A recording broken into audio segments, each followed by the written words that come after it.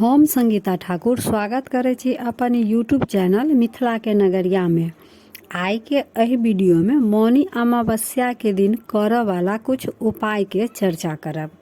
अमावस्या तो हर महीना में अबै अछि, परंतु माघ मास के अमावस्या के एकटा विशेष स्थान अछि। माघी अमावस्या मौनी अमावस्या के नाम से सेहो बुझल जाइ अछि। तऽ मौनी अमावस्या अछि 9 फरवरी शुक्र दिन। अमावस्या पितर के दिन सेहो मानल जाइ अछि। जिनका कुंडली में पितृदोष रहै छनि हुनका अमावस्या के दिन पितृदोष के शांति लेल उपाय जरूर करे के चाही। शनि के प्रकोप से बचे के लेल सेहो उपाय अगर अमावस्या के दिन कैल जाय तो बहुत जल्दिए सार्थक होइ अछि। ताहि लेल हम अहाँ सब लेल मौनी अमावस्या पर करऽ लेल कुछ उपाय लऽ कऽ एलहुँ। जेना कि मौनी अमावस्या के दिन पीपल के वृक्ष लंग सरसों तेल के दीपक जराबऽ के चाही। आटा, तिल, शक्कर तीनों के मिश्रण बनाकर काला चिट्टी के खियाबऽ के चाही।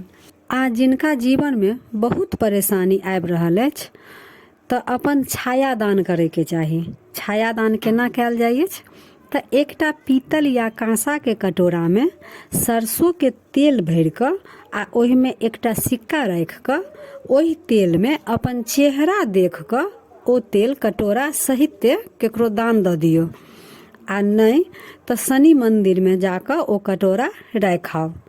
मौनी अमावस्या पर दान के बहुत महत्व अछि। अमावस्या के दिन काला तिल, काला कपड़ा, कंबल, उड़ीद के दान कऽ सकै छी। मौनी अमावस्या के दिन कुत्ता, कौआ, गाय के रोटी खियाबऽ के चाही। एहिसँ कुंडली के पितृदोष शांत हैत। तऽ ई सब उपाय अछि तऽ बहुत छोट छोट, परंतु कुछ उपाय अपनेला से जीवन में परेशानी बहुत हद तक दूर होइ अछि। तऽ कोनो उपाय मन में विश्वास राखि के करऽ के चाही। तऽ वीडियो केहन लागल कमेंट जरूर करब। आ एहि चैनल पर मिथिलांचल से जुड़ल हर पाबनि तिहार के जानकारी, धार्मिक कथा आ पूजा पाठ से जुड़ल उपाय भेटत। तऽ एहि सब के जानकारी चाहे छी तऽ चैनल के सब्सक्राइब कऽ लेब आ नोटिफिकेशन जरूर ऑन कऽ लेब, ताकि हम कोनो नया वीडियो डालब तऽ सबसे पहले पहुंचत अहाँ तक। आ चैनल के सब्सक्राइब कऽ कऽ मैथिली भाषा के सपोर्ट जरूर करब। तऽ फेर उपस्थित होइ छी एकटा नया वीडियो के संग। ताबे तक जय मिथिला, जय मैथिली।